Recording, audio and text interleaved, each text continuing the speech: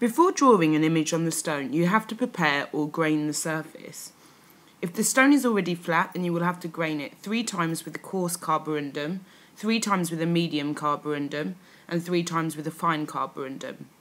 Each time you grain the stone, wet the surface with a thin film of water and sprinkle on a fine layer of grit. Take either a levigator or a smaller stone and move it across the surface in regular patterns. Take care not to favour the middle of the stone.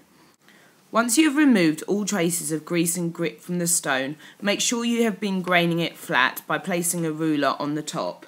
The levigator will usually help you grain quicker as you build up a faster motion, but without due care you can easily wear down a hollow in the centre of the stone. Take your stone and move to a clean workbench, dry with a hairdryer, and then gum Arabic a border of at least 3 cm on all 4 edges.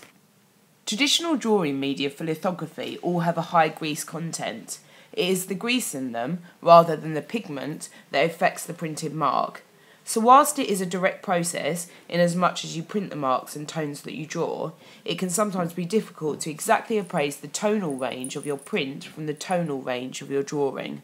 Lithographic ink is a brown liquid that prints a reliable solid black. Lithographic crayons are graded from hard to soft, each giving a different quality of mark. They're reliable to print as they look like the drawing. Touche comes as a solid in a tin or a small block. Let down with distilled water, it creates marks very similar to watercolour. A rubbing stick, a small soft block which can be drawn with or applied with a soft cloth and then rubbed to create marks like charcoal. Gum Arabic, as a resist, painted on and left to dry, it will act as a stencil, leaving the image area underneath protected from further drawing that you do across the surface.